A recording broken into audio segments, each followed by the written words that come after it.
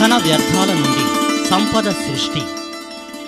స్వచ్ఛ భారత్ కార్యక్రమంలో భాగంగా గ్రామాలను పరిశుభ్రమైన మరియు చూడచక్కని గ్రామాలుగా తీర్చిదిద్దాలన్న ఉద్దేశంతో ఆంధ్ర రాష్ట్ర ప్రభుత్వం మొదటి విడతగా మండల కేంద్రాలైన 659 గ్రామ పంచాయతీలను ఎంపిక చేసి ఘన వ్యర్థాలను శాస్త్రీయంగా నిర్వహించుటకు తగిన ఏర్పాట్లు చేయుట జరిగింది.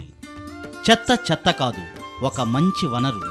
చెత్తను సమర్థవంతంగా వినియోగించుకుంటే చెత్త నుండి సంపదను సృష్టించుకోవటమే కాక కాలుష్యరహిత చూడచక్కని గ్రామాలుగా ఎలా చేసుకోవచ్చో తెలియచేయటానికి తూర్పుగోదావరి జిల్లా సామర్లకోట మండలంలోని జి మేడపాడు మరియు ఉండూరు గ్రామాలు ఉదాహరణగా నిలుస్తున్నాయి. గ్రామములో ఘన వ్యర్థ పదార్థాల నిర్వహణ. ఇప్పటి వరకు పారిశుధ్య నిర్వహణలో, ముఖ్యంగా ఘన వ్యర్థ పదార్థాల నిర్వహణలో గ్రామాల్లో అవలంబిస్తున్న అశాస్త్రీయ పద్ధతుల వలన కలిగే అనర్థాలను అరికట్టి సంఘమిత్ర పరిశోధన మరియు శిక్షణా సంస్థ వారి సాంకేతిక సహకారముతో శాస్త్రీయ పద్ధతులలో ఘన వ్యర్థ పదార్థాల నిర్వహణ చేపట్టుట జరిగింది. ఇందుకోసం గ్రామ ప్రజలు అందరికీ వార్డుల వారీగా అవగాహన సదస్సులు నిర్వహించటమైనది మరియు గోడపత్రికలు, కరపత్రాలు, బ్యానర్లు, మైకుల ద్వారా విస్తృత ప్రచారం చేయుట జరిగినది. ఘన వ్యర్థ పదార్థాల నిర్వహణకు సమకూర్చుకొనవలసిన అంశములు. మొదటి మరియు ముఖ్యమైన అంశము, గృహస్థాయిలో తడి పొడి చెత్తను వేరుచేయుటకు కావలసిన బుట్టలు. ఆర్థిక స్తోమత కలిగిన వారు స్వంతంగాను, ఆర్థిక స్తోమత లేనివారికి దాతల విరాళముల ద్వారా గాని, వాయిదాలలో కట్టించుకొను పద్ధతి ద్వారా గ్రామ పంచాయతీయే కొనుగోలు చేసి అందించడమైనది. చెత్త బుట్టల సమీకరణ మొత్తం కమిటీ ద్వారా చేయటం జరిగినది. ఇంటింటికి తిరిగి చెత్తను సేకరించుటకు ప్రతి 1000 మంది జనాభాకు ఒక హరిత రాయబారిని నియమించి వారికి సంఘమిత్ర వారిచే తగిన శిక్షణ ఇవ్వటం జరిగినది. వీరు చెత్త సేకరణకు ముందుగా ప్రతి ఇంటికి వెళ్లి తడి పొడి చెత్త రకాలు, వాటిని 2 వేరువేరు బుట్టలలో వేయుట గురించి అవగాహన కల్పించారు. గ్రామ పంచాయతీ చెత్తను సేకరించి తరలించుటకు కావలసిన వాహనములు అనగా ట్రైసైకిల్స్, టిప్పర్ లేదా ట్రాక్టర్, ఫ్రెడ్డర్, రక్షణ పరికరాలు, ఇతర పనిముట్లు స్వచ్ఛ భారత్ మిషన్ ప్రోగ్రాం కింద సమకూర్చడం జరిగింది. హరిత రాయబారి ప్రతిరోజు ఉదయాన్నే ప్రతి ఇంటికి వెళ్లి ఈల లేదా గంట మ్రోగించగానే ఇంటివారు తడి మరియు పొడి చెత్త బుట్టలను అందించగా, వారు ఎరువుకి పనికి వచ్చే చెత్త మరియు ఎరువుకు పనికిరాని చెత్తగా విడదీసి ఉంచిన చెత్తను ట్రైసైకిల్లోని సంబంధిత కంపార్ట్మెంట్లలో వేసి, అలాగే మొనదేలిన మరియు నాప్కిన్స్ వంటిని ప్రత్యేకమైన సంచిలో వేసి చెత్త నుండి సంపద తయారీ కేంద్రానికి తరలించడం జరుగుతుంది. ఇతర వ్యర్థాలైన భవన నిర్మాణ సంబంధిత వ్యర్థాలు, వ్యవసాయాధారిత వ్యర్థాలు మొదలైనవి వేయుటకు ప్రత్యేకముగా గుర్తించబడిన ప్రదేశంలో అనగా వనరుల నిల్వ కేంద్రాలలో నిల్వ చేయుచున్నారు. భవిష్యత్తులో ఈ కేంద్రాలలో నిల్వ చేసిన వ్యర్థాల వలన శక్తి ఉత్పాదన కేంద్రాలు ఏర్పాటు చేసుకునే అవకాశం ఉంది.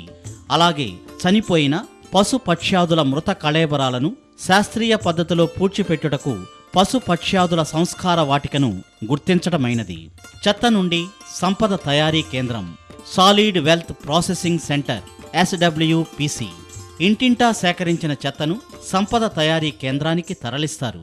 అక్కడ ఎరువుకు ఉపయోగపడు చెత్తను, ఎరువుకు ఉపయోగపడిన చెత్తను వేరువేరుగా నిర్దేశించిన ప్రదేశాలలో వేస్తారు.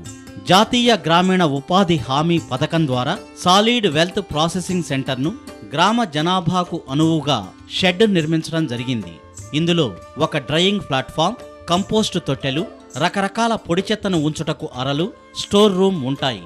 ఇంటింటి నుంచి సేకరించి తెచ్చిన తడి చెత్తను డ్రయింగ్ ప్లాట్ఫామ్ పై వేసి వానపాములు తినటానికి వీలుగా దిమిశాతో చిన్న చిన్న ముక్కలుగా చేసి ఆరబెట్టే కొరకు డ్రయింగ్ ప్లాట్ఫామ్ 7 భాగాలుగా విభజించడం జరిగింది. ఇలా చేయటం వలన నీరు తొలగిపోయి ఆరిన తర్వాత సిద్ధంగా ఉంచిన కంపోస్ట్ గుంతలలో వేస్తారు.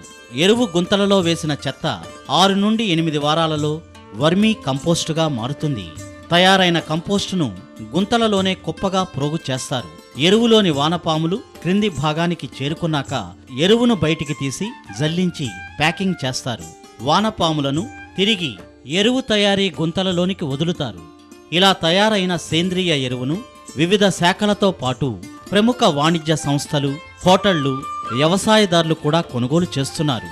అంతేకాకుండా పశువులు కలిగిన ప్రతి కుటుంబానికి వ్యక్తిగత కంపోస్ట్ గుంతలను ఏర్పాటు చేసుకునే అవకాశాన్ని జాతీయ గ్రామీణ ఉపాధి హామీ పథకం ద్వారా కల్పిస్తున్నారు. ఎరువు తయారీకి పనికిరాని చెత్తను ఆయా పదార్థాల వారీగా విడదీసి సంబంధిత తొట్లలో వేసి బేళ్లుగా తయారు చేసి అమ్ముటకు చర్యలు తీసుకుంటారు. ప్లాస్టిక్ మరియు గాజు వస్తువులను చిన్న చిన్న ముక్కలుగా చేయుటకు ఫ్రెడ్డర్, పల్వరైజర్లను, శానిటరీ నాప్కిన్లను కాల్చుటకు ఇన్సినరేటర్లను ఉపయోగిస్తున్నారు. ప్లాస్టిక్ రహిత గ్రామంగా తయారు చేయుటకు ప్రచారానికై తగిన చర్యలు తీసుకోవటం జరిగింది. కరపత్రాలు, బ్యానర్లు, గోడపత్రికలు, ఫ్లెక్సీల ద్వారా ప్రజలకు ప్లాస్టిక్ వినియోగం వలన నష్టాలను వివరించడం జరిగింది. అంతేకాకుండా ప్లాస్టిక్ వినియోగిస్తే ఆంధ్రప్రదేశ్ పంచాయతీరాజ్ చట్టం 1994 నందలి సెక్షన్ 94 మరియు 271 ప్రకారం జరిమానా విధించబడునని తెలియచెప్పటమే కాకుండా అమలు చేయుచున్నారు. చట్టం ద్వారా సంక్రమించిన అధికారాలను ఉపయోగించి గ్రామంలో 40 మైక్రాన్ల లోపు ప్లాస్టిక్ వాడకాన్ని పూర్తిగా నిషేధించడమైనది. ప్రత్యామ్నాయంగా గుడ్డ సంచులు వినియోగిస్తున్నారు. ఘన వ్యర్థ పదార్థాల నిర్వహణకు సంబంధించిన పనులన్నీ పూర్తి స్థాయిలో పారదర్శకంగా మరియు జవాబుదారీతనం పెంపొందించేందుకు అవసరమైన రిజిస్టర్లు కూడా నిర్వహించుచున్నారు. ఆపరేషన్ జీరో వేస్ట్ మేనేజ్మెంట్ ప్రతిరోజు ఇంటింటా ఉత్పన్నమయ్యే ఘన వ్యర్థ పదార్థాలను నిర్వహించడమే కాక గ్రామంలో పేరుకుపోయిన చెత్తను 2-3 దఫాలుగా తొలగించి తగిన పద్ధతులలో నిర్మూలనకు చర్యలు చేపడుతున్నారు. డంపింగ్ పార్క్ వద్ద చక్కటి వాతావరణం కోసం పూల మొక్కలు విరివిగా పెంచడం వల్ల ఆహ్లాదకరమైన వాతావరణం ఏర్పడింది. ఈ వాతావరణం వల్ల ఇక్కడ శుభకార్యాలు నిర్వహించుకొనుటకు గ్రామస్తులు ఆసక్తి చూపుతున్నారు. మరియు ఈ పార్కులు పిల్లలకు ఆట స్థలాలుగా కూడా ఉపయోగపడుతున్నాయి. అంతేకాకుండా గ్రామ పంచాయతీ ప్రతి 3వ సమావేశాన్ని ఇక్కడ నిర్వహించుకుంటున్నారు. మొదటి విడతగా ఎంపిక చేయబడిన 659 గ్రామ పంచాయతీలకు సంబంధించిన MPDO, EO, PR and RD, panchayat కార్యదర్శి, సర్పంచ్ మరియు హరిత రాయబారులకు 3 ప్రాంతీయ విస్తరణ శిక్షణా కేంద్రాలైన సామర్లకోట, బాపట్ల, శ్రీకాళహస్తి నందు ఘన వ్యర్థ పదార్థాల నిర్వహణపై 2 రోజుల శిక్షణ ఇవ్వటం జరిగింది. ఆంధ్రప్రదేశ్ రాష్ట్ర ప్రభుత్వం ప్రతిష్టాత్మకంగా చేపట్టిన స్మార్ట్ విలేజ్ కాన్సెప్టులో ఇది తొలిమెట్టే కాక పంచాయతీల ముఖ విలువను మార్చేందుకు ఉపయోగపడుతుంది. అనుచితంగా చెత్త వేస్తూ, ఉమ్మి వేస్తూ మరే విధంగానైనా నేలను మురికి చేసే వ్యక్తి మనిషి పట్ల, ప్రకృతి పట్ల పాపం చేస్తున్నాడు. మహాత్మా గాంధీ. సమర్పణ కమిషనర్, పంచాయతీరాజ్ మరియు గ్రామీణ అభివృద్ధి శాఖ, ఆంధ్రప్రదేశ్ ప్రభుత్వం.